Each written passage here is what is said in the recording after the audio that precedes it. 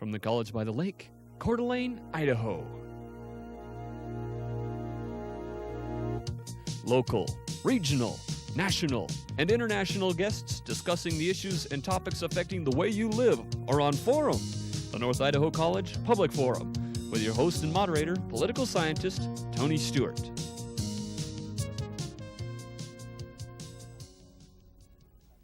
Today's program is a travelogue through the country of Pakistan.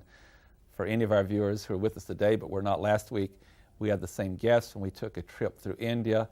We welcome back to the program, first of all, Carolyn Orcutt, who has a background as a clinical dietitian.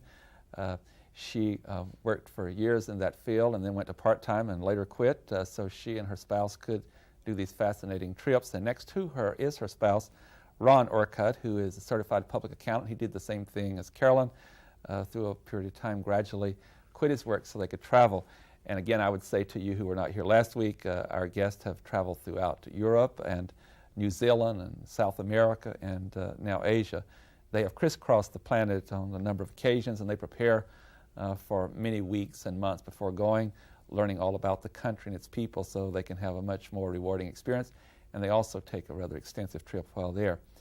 I am very sure that you will find their discussion of Pakistan intriguing, and in a few minutes we'll be showing you slides of their trip to make it more visual for you.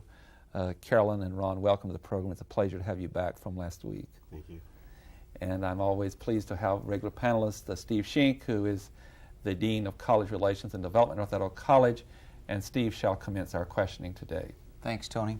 We thought we might begin today by focusing a little bit on the preparation that you two go through as you get ready for a major trip. And it's probably good to point out for our viewers, especially those who didn't see last week's episode, that these are linked trips, one continuous trip, really first India, then Pakistan, and lasted in total 45 or 50 days with travel. Is that correct? Actually, it was about 4.5 months, not quite 4.5 months total. How do you get ready for a trip of that magnitude? If anybody comes to my house, you'll see a table that is constantly overflowing with maps, books, articles, anything that I can get my hands on after scouring through libraries and ordering books to read. That is basically how we prepare, and then we study maps and we decide what it is that we primarily want to go, where we want to go in a country and what we want to accomplish. And I usually figure it takes about 9 months of studying and preparation to get ready for a major trip like that. And we always try to find somebody to talk to who has been there. Unfortunately, in Pakistan, in our preparations, we were not able to find anybody who had been there. So we did it on our own this time, and but it's a fantastic place to go. Ron, after years of doing this and many different countries visited, miles and miles traveled, are there some key things that you say, these are things we have to know before we can make the trip? Well, if you're going on your own, you better have some decent maps and know where you're going. You know, you don't want to just get there and not have any idea of your direction. So we have a pretty good idea of the overall plan, but no idea at all of what the day-to-day travel is going to bring. Do you the things I think about are customs and currency and immunizations and things like that. Those, I'm going to guess that those are things you can't wait to the last minute to decide. You have those well in hand before you go? Right. We have all our shots available. If we're going into a malaria area, we'll take the necessary drugs with us from this country. In antibiotics, we usually buy those when we get over in the countries. Asia sells them without prescription, as long as you know what you want. And then, of course, then there's the day-to-day paying the bills ahead of time and lining up a house sitter to stay at the home. And so there's a lot of preliminary work that between the two of us, all of a sudden we're leaving tomorrow and it's all done. And Carolyn, I would guess this isn't like laying on the beach in Mazatlan. You can't just decide that, well, we're not going to go out to dinner tonight. I mean, you are pretty careful planners. You have at least an idea in mind of day by day what's going to happen with some flexibility built in for the unknown? Yes, I've seen enough outlines. There are many travel companies in the United States that travel to these destinations.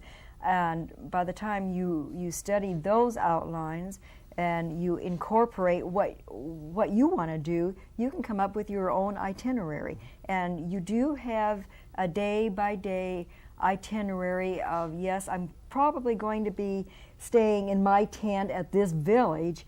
You're certainly not going to find a hotel there, but you're going to stay in a particular village. But the nice thing about trekking, backpacking, is that you're pretty much trekking independently. You're not forced on a particular schedule, and that's the nice thing about not going with a large group. If you're with a group and you've paid for 32 days of travel, you're pretty well stuck with going on a day-by-day basis. Mm-hmm. If it's just the two of you going, and let's say one of you you're not feeling very well, and you decide you want to stay over, or you want to stay over to visit a monastery or something, you have that flexibility. You're totally independent, and that's the real plus of traveling independently. And Ron, as we discussed last week, you characterized yourself as budget travelers. Mm-hmm. For the most part, all of these trips you've taken have been self-planned and executed. You don't typically deal with an agent of any kind. No, the only thing you have to deal with is obtaining your air travel tickets. And so that's about the only thing that we do through an agency here. And the one thing I should point out here is that it's very important to have an airline ticket that lets you have an open dated return. Because, for example, on this last trip, our ticket was for 6 months travel. And that gave us a lot of flexibility that if we wanted to stay somewhere longer, we had that ability to do that. Once again, our staff has been notified that we're about to go through the slides for your trip to Pakistan, and we're going to ask them to put those slides up on the screen. And as we did last week, we'll have the two of you to take us through those slides and tell us what happened on this trip. But the visual aid for our viewers is very important, and we thank you for bringing your slides. We make the point that you are photographers who take your own slides. So at this time, let us show you slides from Pakistan. We started out in Rawalpindi, and this is a very typical street scene in the city. This is near the capital of Islamabad. In this particular trip, we're just doing northern Pakistan with the goal of trekking to K2 base camp. Here we're starting our trek with our porters. It's about an 8-hour jeep ride to the start of the trekking point, and so they're removing the gear from the jeep to get it ready to put it on their backs. Each porter carries around 25 kilos. This is the last village that we will see for 24 days total. This is a little village called Ascoli, and we had to trade in our broken down stove here. We were given a stove that didn't work, so fortunately we got a new stove before we started our trek up this river. We followed the river valleys most of the way to the start of the Baltoro Glacier, and from there we proceeded on to the glacier and traveled. This is showing one of our trails, if you want to call it that. It had about a 300-foot drop down into the river, and it took us an hour and a half to traverse this and then come down to the river level. And we're not rock climbers or mountain climbers, and it was pretty scary part of the trip, probably the most difficult part of the trip. But as you can see, we did survive it, and this is also Flying Fox, they call it, where you take your gear across these raging rivers. The river's currents are so strong that you couldn't go across them other than a bridge or this type of device. This is one of the famous mountain scenes that we saw. This is the Trango Towers, for those of you who know mountain names.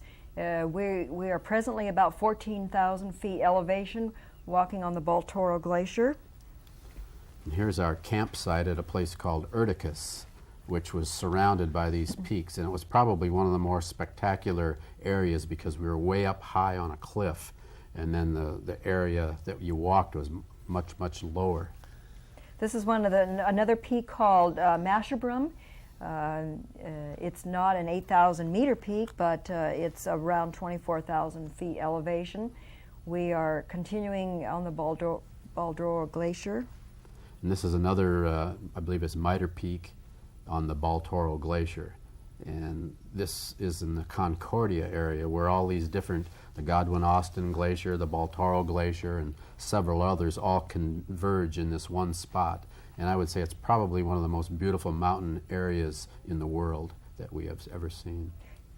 Our goal of going to K2, which is the second highest peak in the world, leads us through this valley of glaciers and many other peaks. We are presently almost to K2. We're going to be camping at a mountain called Broad Peak, which here we are at Broad Peak looking at K2. This was spectacular scenery. K2 is very, very difficult technically to climb. We found the trek to K2 very spectacular. We also, this was in mid-August, had 1.5 inches of snow while we were camped at Broad Peak Base Camp. You can see our little tent that we've been living in for approximately 2 months. These are plastic containers that the porters carry with all our food in them. And as you can see, their pack frames are very primitive and homemade and roped together, and they carried 55 pounds basically. There are many routes to climb K2. The most famous route and probably the route that's most frequently climbed is the one on the right of your screen called the Abruzzi Ridge. There was a Japanese group climbing this peak while we were there. Unfortunately, we were there at a time when 2 Ukrainians were killed and 1 American died on K2. This is looking back down the glacier towards the Concordia area where all these glaciers can merge together. And like I stated before, it is probably one of the most beautiful mountain areas in the world. It's just spectacular, and the weather cooperated with beautiful blue skies. This is a view of Broad Peak. This is another 8,000 meter peak that is frequently climbed. An Italian group was climbing this peak while we were camped here at Broad Peak. This is one of our porters, and they got together on the way out and started singing and dancing and having just generally a good time. And of course we had to join them in the dance, and they really enjoyed that. This was another side of the porters, another side of their culture that we were really happy to experience. Normally in the Muslim culture, they do not dance or sing in their villages, but when they're in the mountains, they feel the freedom to sing and dance, and this is what we were able to participate in. You can see how high they pack their loads. Any way, shape, or form, they get it on their back. And this is at the end of the trek where we were loading back up the Jeep to drive back to Skardu, the starting point. And we had, I think, 13 people in the Jeep with all our gear, one Jeep. Well, I just, once again, like we did last week, find your slides so breathtaking. You are real professionals, and I know you've taken a tremendous number of slides, and you had to go through a lot to select those for us. And like you do on your trips, you had to do some preparation for this program, and we, Steve and I, do say thank you for all of that. A couple of questions before I go back to Steve. Last week we took a look at some of the demographics of India, and we want to do that in Pakistan. We know that Pakistan in population is obviously much, much smaller than India in its total population. And religion, for example, it's more dominated by one religion, where there is a division between some major religions in India. Carolyn, may I start with you this time? Tell us a little bit about, again, some of those characteristics of the people of Pakistan. I would like to just talk a little bit about the women's place in the Pakistan culture.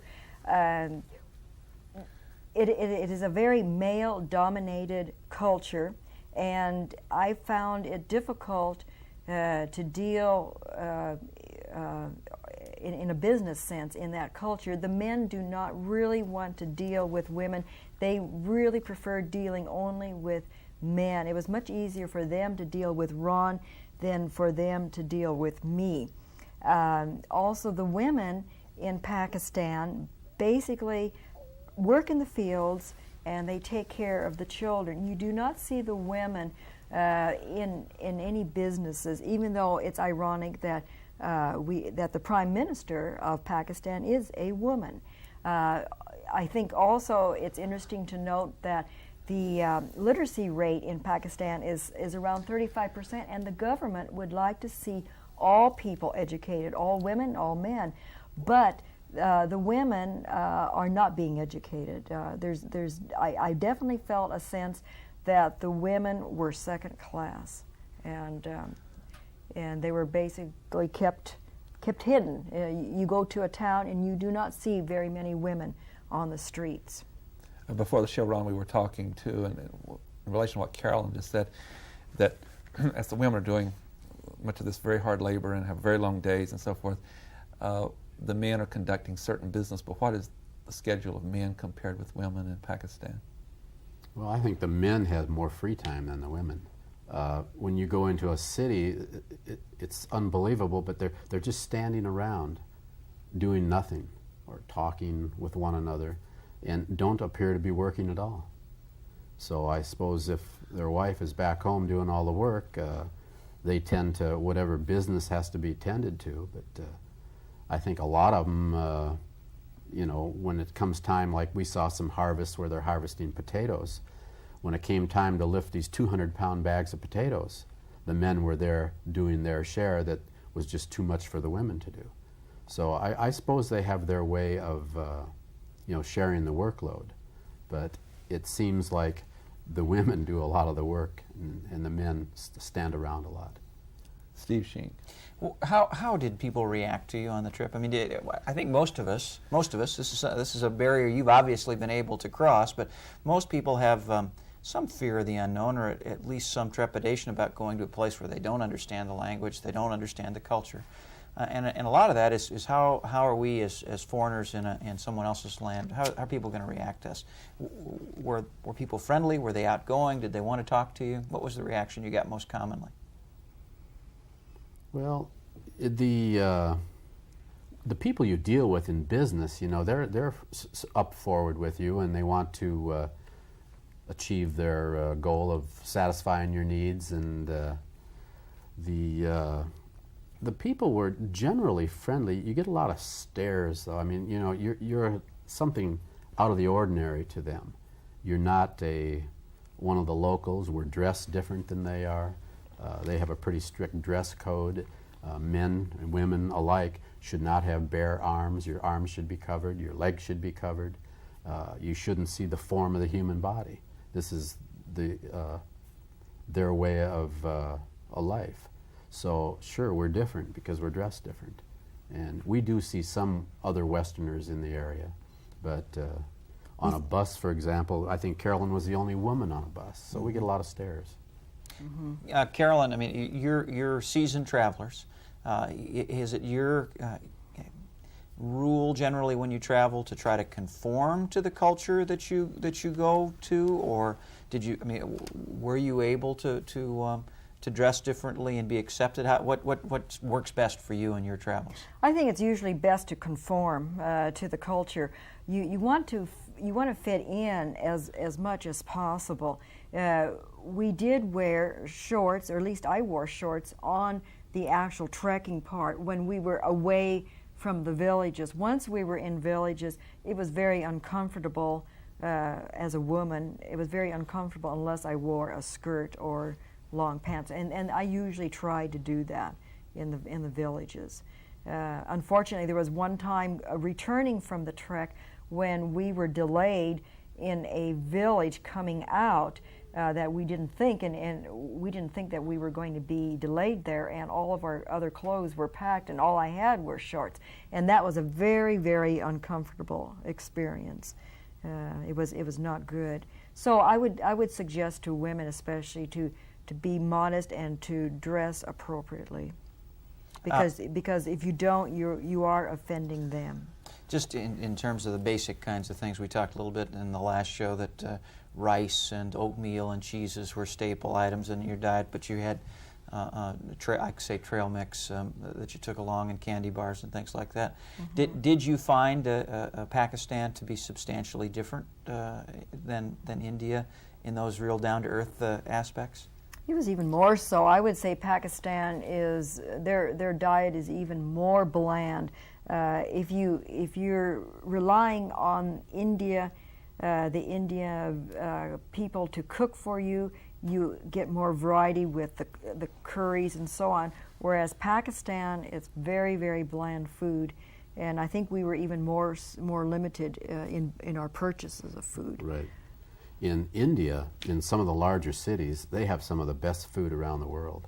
I mean, they really know how to cook. And they've had, you know, if you like curry, I love curry.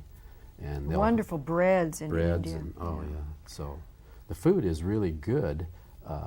Most of these people in the rural areas, though, don't eat like that.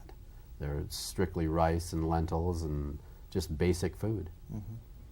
But in Pakistan, when you get into the little villages, and which we did as we worked our way up the Karakoram Highway after the K2 trek, in those villages there were many vegetables available because the people are subsistence farmers, and whatever they grew, whether it was green beans or pumpkin, we had pumpkin, we had a lot of potatoes. Those were well prepared, not highly seasoned, but we did have good variety. Once we got away from the major cities, in Islamabad, the capital, Rawalpindi, Gilgit, the larger cities, the food was very simple and very bland. One thing that you tell us before the show, for our viewers, it's such an advantage to have this time to talk with you before the show. And we're always sorry we can't share it all with the viewers because we talk a lot longer than 30 minutes. But I know that I believe you were on your way out from your trip to K2 when a group of hikers from Italy had come in and didn't go all the way. Tell us that story about your diet changed somewhat at that point, did it not? Oh, well, what happened is that we were shorted on our food. This was a 24-day trek, and we found out partway in that we were about 8 days short of food. And at that point, we were either told we had to return, that we couldn't complete the trek, and I said, well, we're going to complete this trek. And our guide said, well, there is a group of climbers on Broad Peak, and I said, well, you go and you get us the food that we need so that we can complete our trek. And it was fortunate that this group of climbers on Broad Peak, basically they had failed their climb, and they came back early, and they had about a month's supply of food. And so we did get a lot of good Italian food. And it was a great change in diet. Our diet got much better, and the soup mixes that the Pakistanis had given us was very bland and not very flavorful. The Italians had really good packaged soups, a lot of cornflakes, and so, believe it or not, it might not sound too good, but we would mix the soup up half strength, half of the water, stir it up, and put cornflakes in the soup, and stir it, and when you're hungry, that really tasted good. You don't have to be on a trip like that to have some of those mixtures. I know I've tried that some myself. Earlier in the show, we talked about a dominant religion in Pakistan that's not true in any other countries. Give us a little more insight to how not only the religion but the whole tradition and customs affects life in Pakistan very different.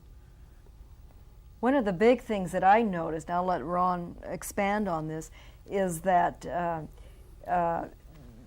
everything that the Muslims do pretty much depend on Allah's wishes, and that goes from our accomplishments. In other words, if our guide was supposed to take us from point A to point B, there was no guarantee that we were going to make that and to be able to go to point B unless it was Allah's wish. Yeah. So it was sort of a way for them to not have the responsibility of making sure that we completed our trek.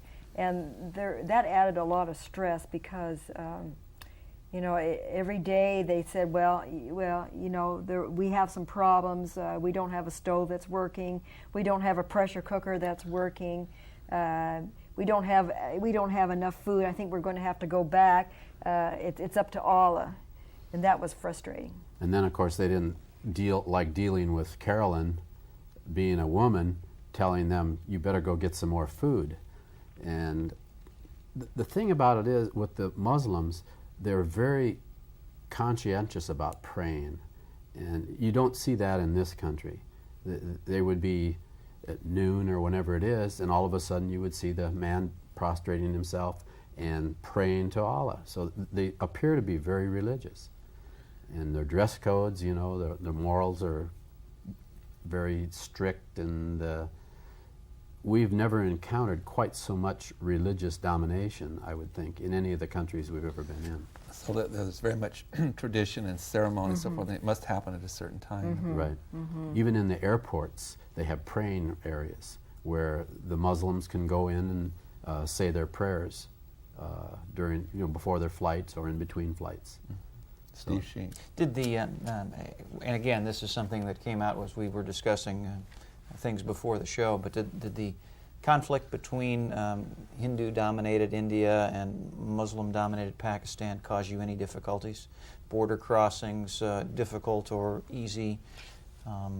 Any tension associated with the fact that you were coming out of India into Pakistan?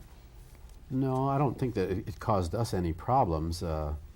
I know by the train window, when we first hit Pakistan, some fellow came up and says, you just have to go up to Kashmir, you know, and tell the world what's going on there, you know. And of course the Pakistanis think that the Indian government is causing all the problems, and the Indian government says that the Muslim Mujahideen group of rebels is causing all the problems. So it's that is a disputed area between the two countries? Right, right. And the whole area of Kashmir would like to be its own independent state, so to speak. And that's mostly Muslim domination there. And I guess as a secondary thought, they might become part of Pakistan. I have the signal that we're out of time. I know there's many, many other things we could discuss. On behalf of Steve Shink and our staff, we thank both of you, Carolyn Orcutt and Ron Orcutt, for the 2 weeks with us, last week on India and this week on Pakistan. And I want to repeat one more time that you've been so kind and cooperative with your time and all the work you did to prepare for these two programs. And I know it's enlightened our viewers on another important part in the world. And again, thank you very much. Thank you. Ladies and gentlemen, with this we close out our 2-week series on India and Pakistan. We so hope you've enjoyed the series, and we invite you to be with us again next week at this very same time, when we will discuss what we believe to be another issue of interest to you. Until then, please have a good week. I am Tony Stewart.